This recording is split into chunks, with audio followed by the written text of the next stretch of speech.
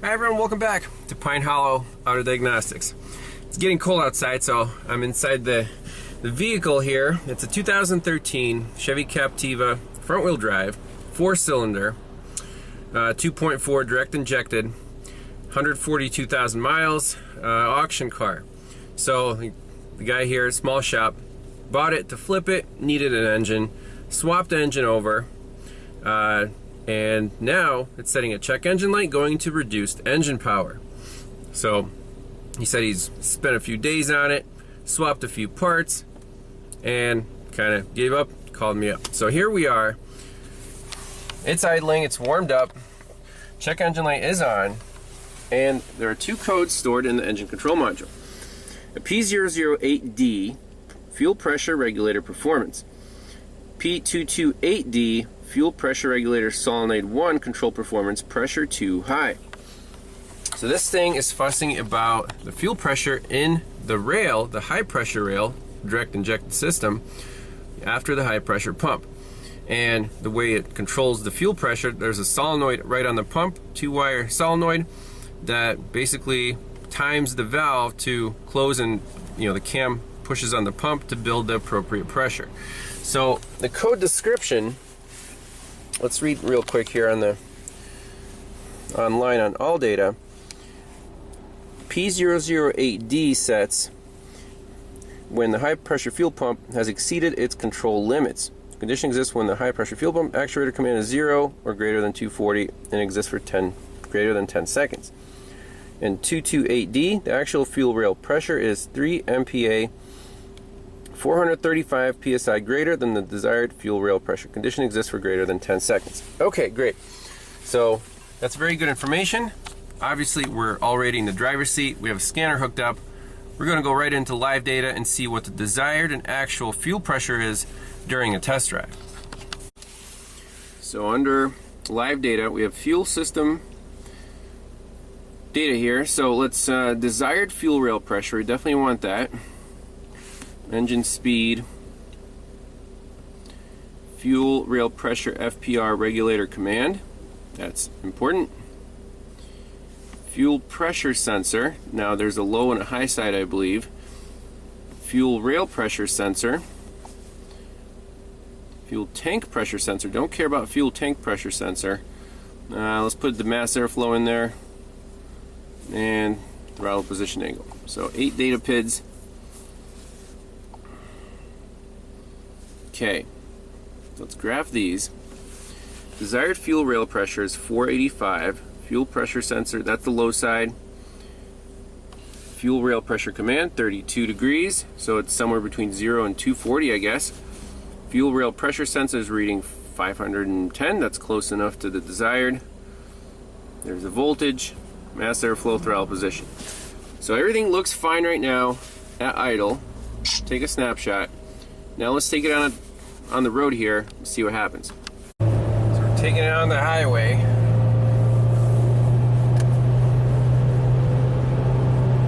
This thing is like, I don't know.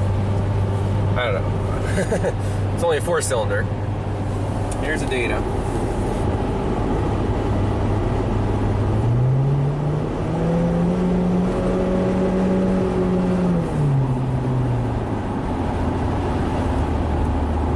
So far, so good.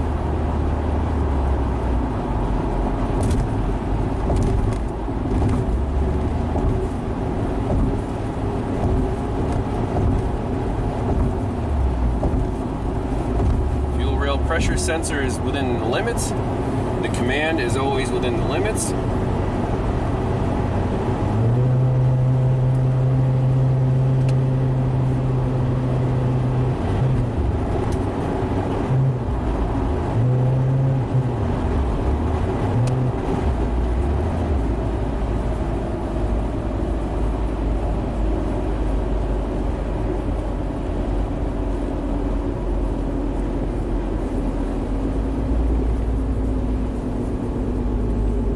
far, I don't see anything wrong with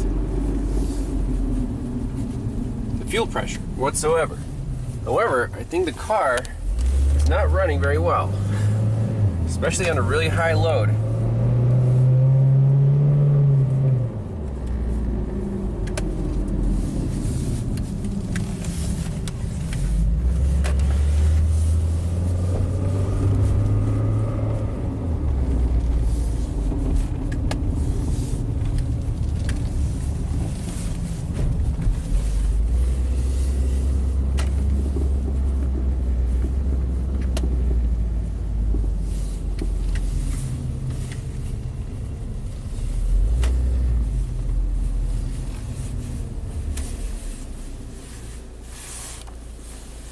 Okay, it's really starting to chug. Look at that fuel rail pressure sensor, 2200 PSI. It's at 0 degrees. This is our problem.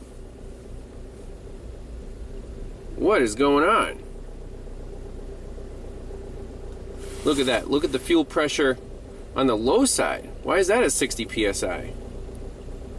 Let's see, rev it up a little bit. It seems to have stabilized. We'll definitely take a snapshot of that. Okay, back to idle.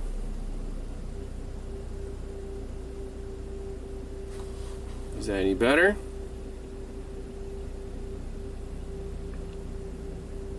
Right now it's fairly happy. We're in range now, we're in control.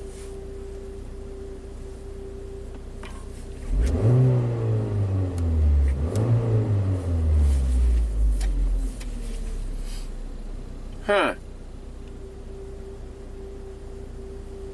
That was kind of weird. Oh, here it goes again.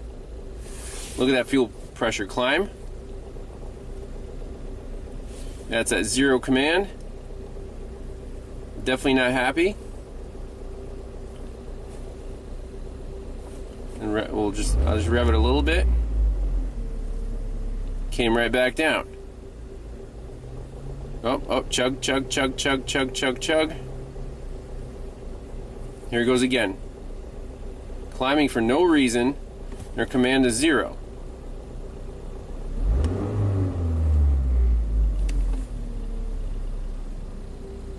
So the codes are definitely correct. Here we go. Chug, chug, chug, chug, chug. Fuel rail pressure is going to go through the roof for no reason. Command's at 0. Very cool.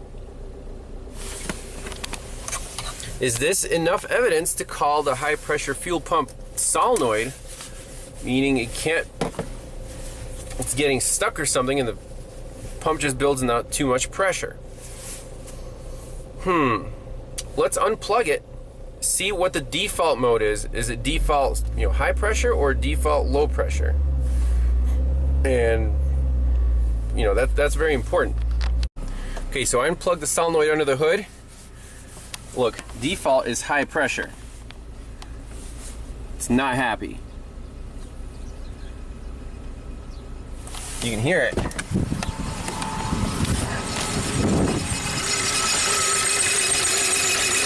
Plug it in.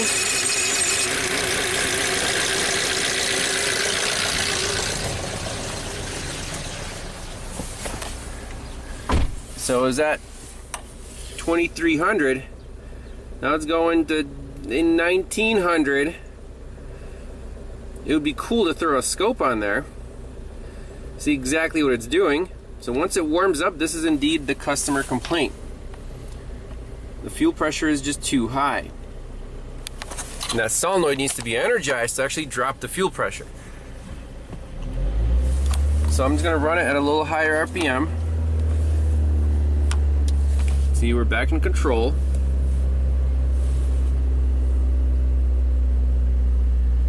Perfect, right? Gonna drop the RPMs down.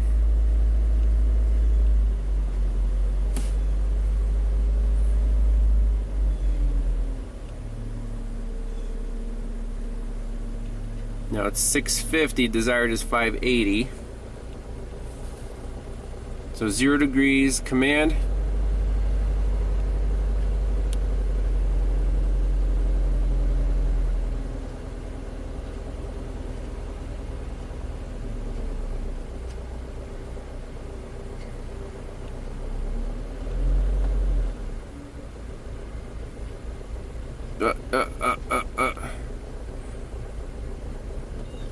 Very interesting.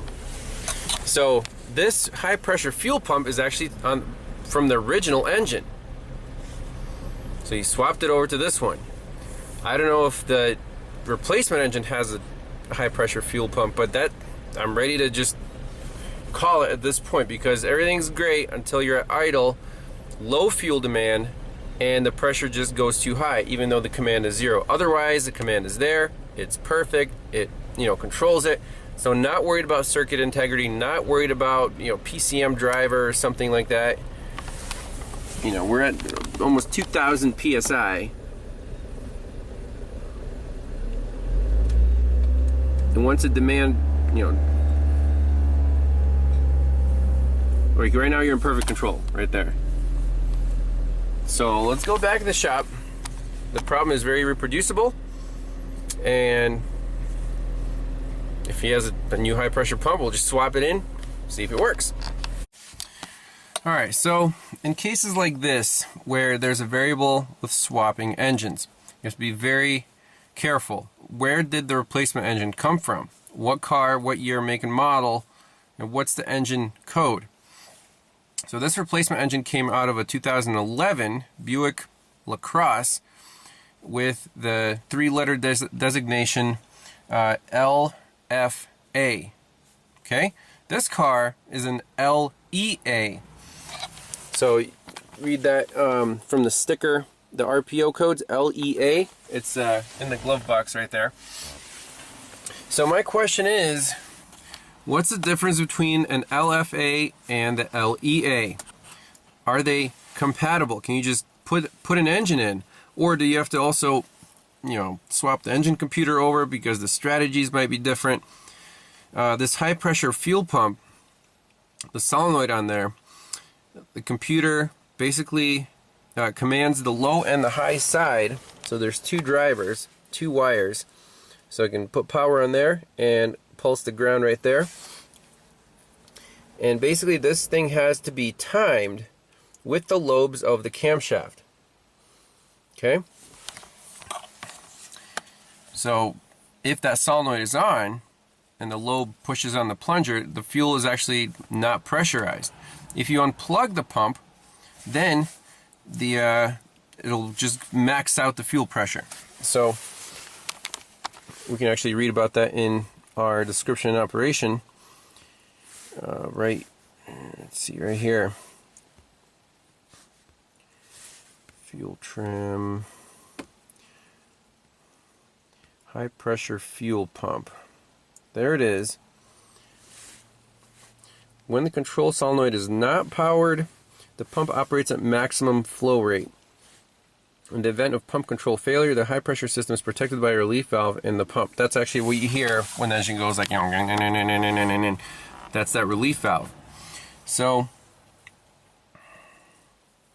how do you explain these symptoms? Why does it only act up when it warms up and only at idle? Okay, it's trying to drop the fuel pressure more and more, and it reaches that threshold where it goes to 0 degrees. Now, why is the data pit in degrees? I think that's how many degrees that solenoid is open. Because the less degrees, well, let's see, the more degrees, the more fuel pressure you get. So not exactly sure, but it's in the timing of the solenoid, like the pulse width. If it goes to 0, that solenoid should be, you would think, would be just on, and the fuel pressure should drop to whatever the low side is. That's not the case. So to be 100% here, I think we need to hook up the scope to those 2 wires on the high pressure fuel pump, see what happens, correlate that with the command on the scanner. I have a gut feeling that these 2 engines are not going to be compatible. The strategy, however it pulses the pump, it's just not quite right. It's similar. It almost works. But on modern cars, you can't just like, hey, it's a 2.4 liter Ecotec. It'll fit. I even searched on carparts.com, and this is a good way to at least get a feel if, by the VIN, here's our 2013 Chevy Craptiva, what engine will fit in this? You just search for engine, and it says 2011 engine assembly Buick LaCrosse. So,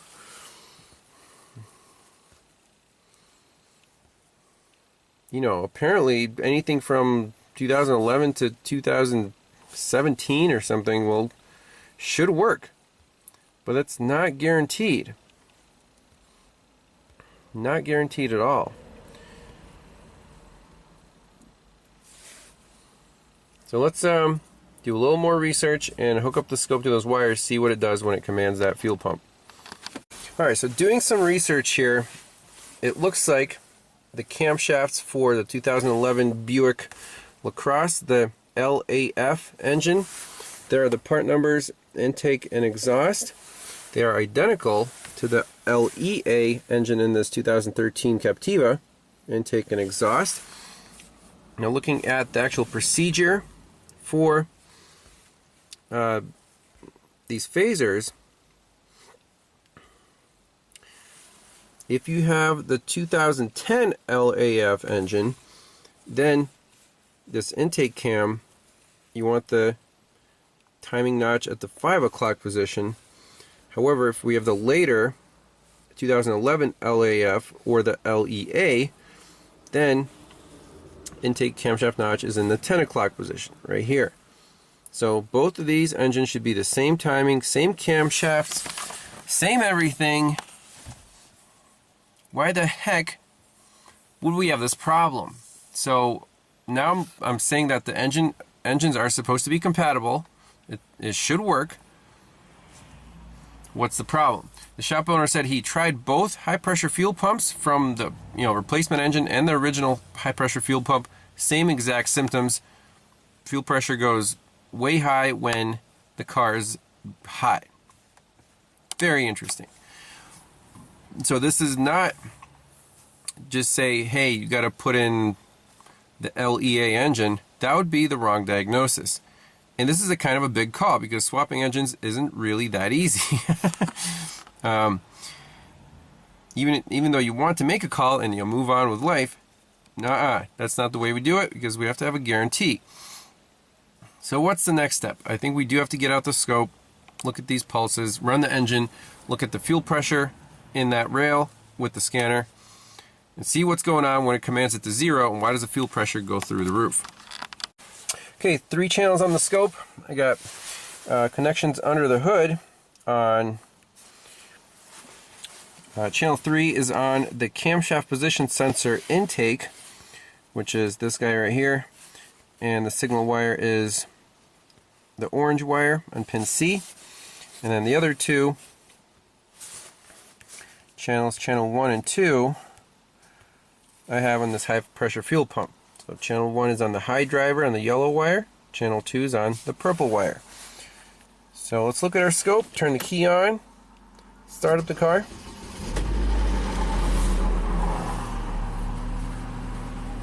Okay.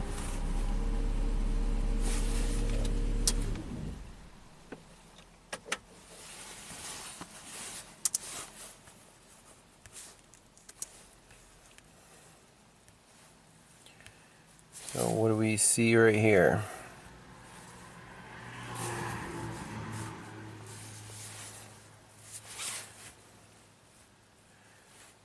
So you see pulsing on the low channel. This is 0, this is 12, and then on the red channel we have stays at 0, then right here, boom, that's high. So there's current going through the solenoid when, well, let's see,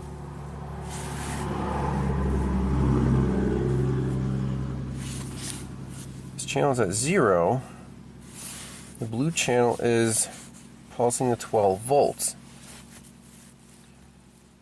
And then right here it looks like, okay, remember the red is the pull down channel, so it basically allows, this is like allows the control of the solenoid, and then channel 1, the high side driver, pulses this thing, you know, some kind of duty cycle. Right here, the ground is switched off, and these voltages should be the same, and then it repeats. Now, according to the camshaft, how many times should this thing pulse in one cam revolution? Well, I suspect 4. It's a 4-cylinder engine. So 0 to 720, let's pick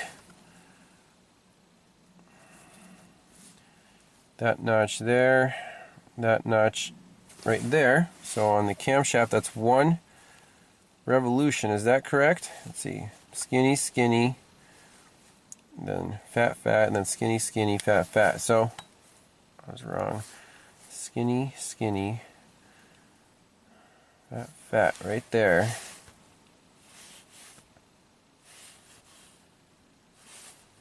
So yeah, 1, 2. Do we have 4 repetitions?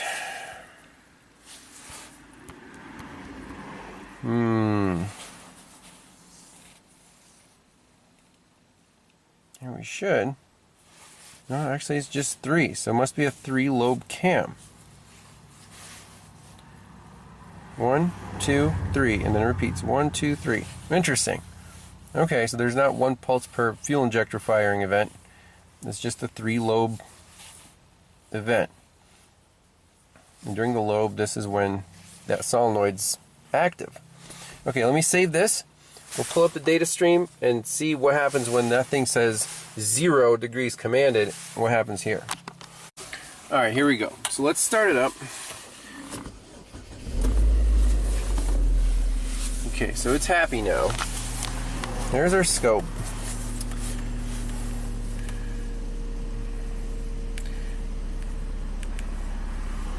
Those spikes are pretty high. They're up to almost 60 volts on the driver. So let's see what happens. We can decrease our time base.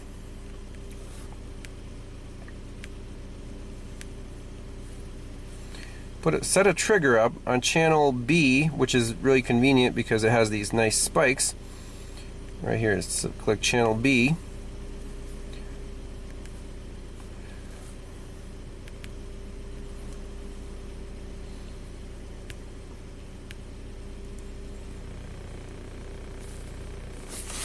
So let's let this thing warm up.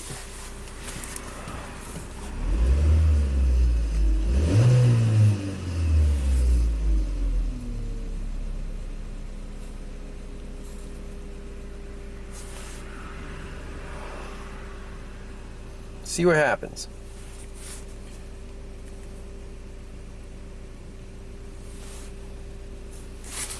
So right now we're at 34 degrees command.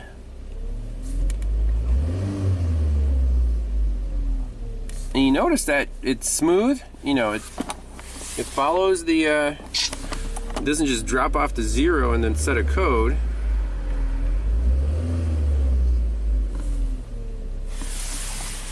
So what I want to do is just do that once. So right now we're at 35.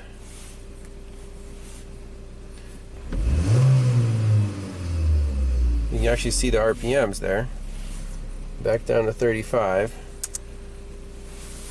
Before it acts up, let's just save these 2 frames.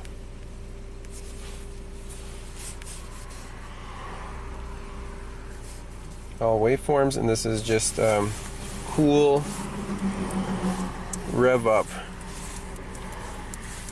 So right now it seems to be running fine. Oh, here we go.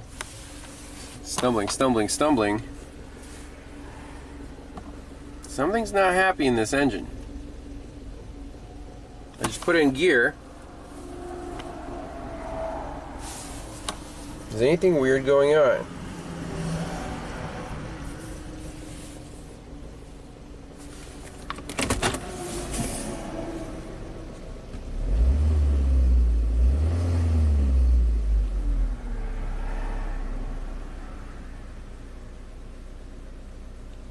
Seems to be happier now. I'm going to look at fuel trims for a second.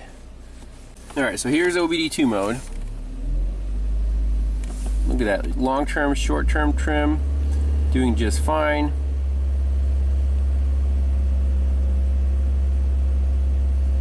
Fuel rail pressure seems to be normal. I'm going to put it in gear.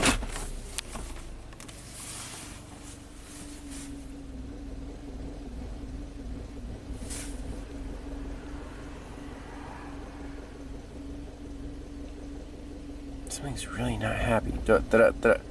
Man, it's buck, buck, buck.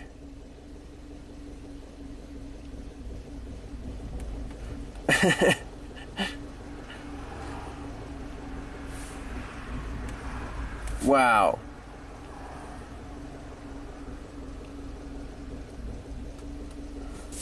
What is going on?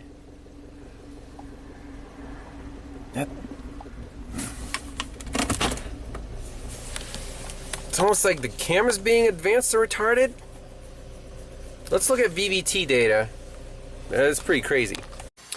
So now the gut feeling is telling me, I think on the intake cam, if it's advancing when it's not supposed to, like we have a bad, oil control solenoid or something, that'll definitely affect fuel pressure, because fuel pressure is timed off of that solenoid. Why would it not set a P00, cam timing performance code? I don't know. Maybe you didn't run that check yet. But let's get in here and see, look at the VVT data, see if the desired and the actual agree. You guys check this out. So I got the right data PIDs on here. Desired exhaust camshaft position is 5 degrees. Look at the actual. It's going from like 5 to, let's see, 6. The variance is quite a bit here, up to 7, 10 degrees. If I rev it up just a hair, it smooths right out. It gets really nice and smooth. Intake variance is always, just a couple degrees, no problems at all. I'm worried about this exhaust camshaft. Look, it's supposed to be a 5, it's all over the place.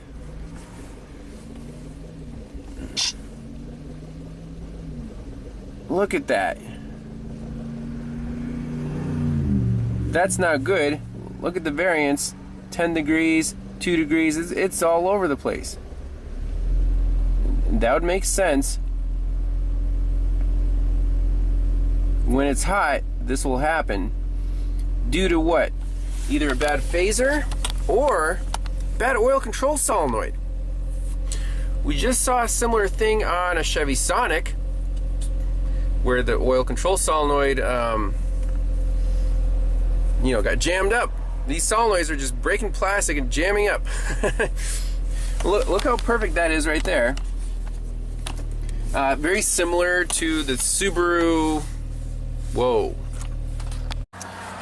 So these are the solenoids that actually came out of the replacement engine, and shop owner swapped over the other ones from the original engine. And first and foremost, we have Dorman 917215.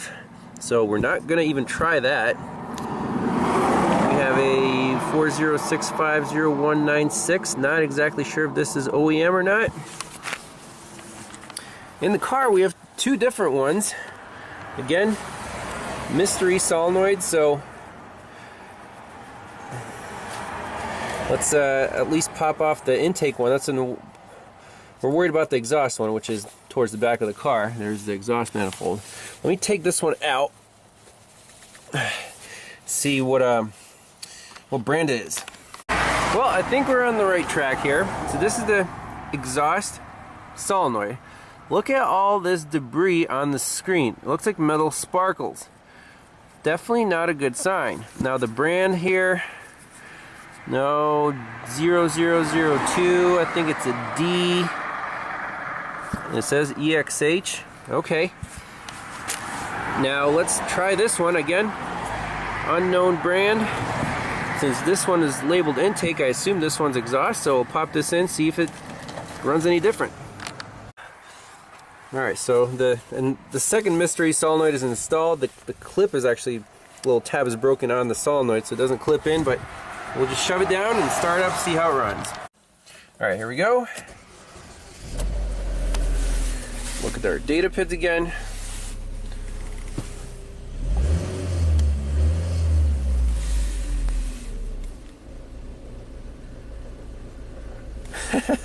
Look at that exhaust cam jumping around.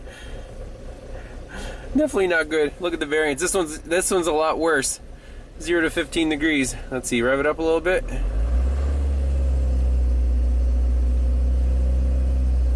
Steady, steady.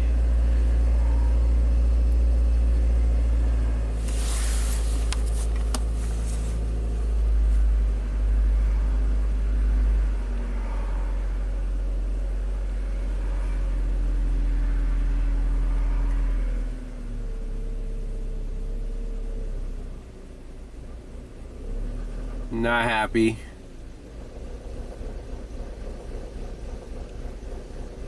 Wow, that's really cool. So it's basically like excessive EGR flow. Let's try to find an OEM good replacement. All right, so we got another set of solenoids used. They look OEM from a Junkyard 2.2, and this is the intake. So I put in the exhaust one. Let's see what happens. All right, here we go. Okay. Graph. Is it gonna be the same garbage again or not?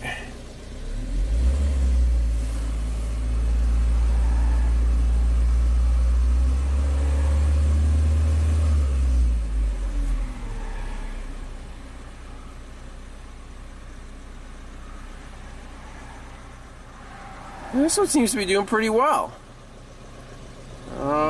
It's starting its little clicky click. Let's put it under load here.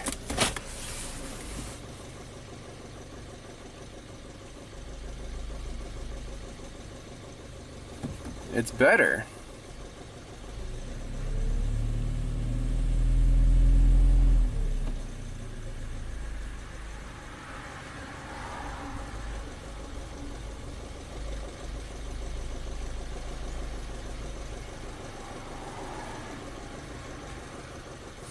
I wonder if there's an oil pressure data pid here. Oil pressure switch, oil pressure sensor. Do we have enough oil pressure? Okay. Yeah, I guess there's no oil pressure there.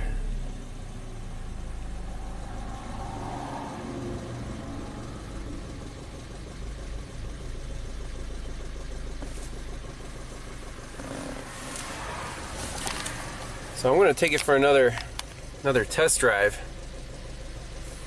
See what happens. Well, check this out. The intake solenoid, to reconnect it. Ah, the phaser sounds like garbage.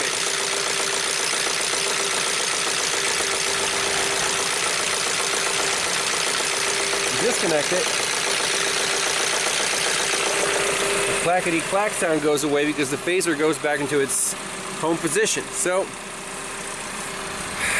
the guy said he got a good deal on a used engine, and I don't think, you know, we have to at least measure the oil pressure here. But if I reconnect that, it sounds like garbage. And that's the cam that the intake, the fuel pump is being driven off. Well, pulled out the intake solenoid. Gut feeling said something was up with it. Ew. That is beautiful. Yeah, I mean, I don't know. This is definitely why it's making a sound. So, we can install this Ecotech 2.2 used replacement. So we had good luck with the exhaust. Let's pop in the intake, see if the car at least runs well for a while before it gets clogged up with shavings again.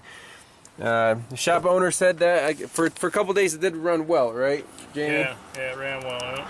So he got a cheap engine, it ran well for a few days, and then he got metal shavings in it. Pretty much. Yeah, so not too surprising. I didn't see anything in the oil though, I mean. Yeah, yep. So we'll let's just try running it with this one. If it's smooth, it might last another couple days, but you know where to look now. You know, that's a bummer. All right, let's fire it up with 2 replacement solenoids.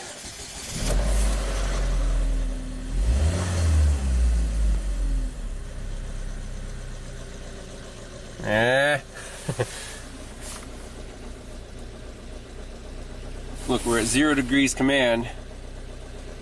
We're already maxing out that fuel rail pressure sensor.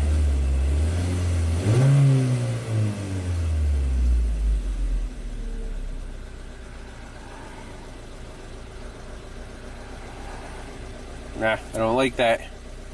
Let's look at our VVT data one more time.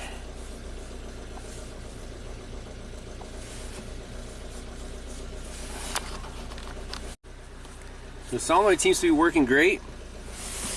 The car is still not happy. You can hear that chatter.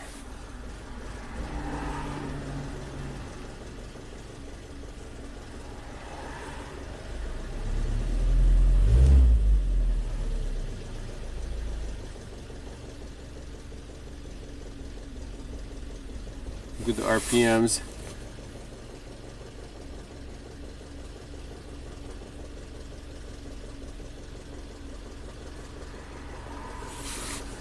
Man, this sucks. A little bonus footage. I decided to pop this oil filter off, just do a little visual inspection. And yes, indeed, there is metal, sparkly fun right in the housing. Let's see. It's either light or camera, not both. It's basically silver paste. The oil filter is kind of, doesn't look very good even though it's new. It's collapsed. You definitely see particles right in the pleats there. Oh yeah, right there. Nice and silver. So whatever's going on in there is not good. I mean, this does not look like fresh oil. This looks like this engine's about to die. So that's going to be my call engine mechanical. Swap it out again. And that's it. Thanks a lot for watching. We'll see you next time. Bye-bye.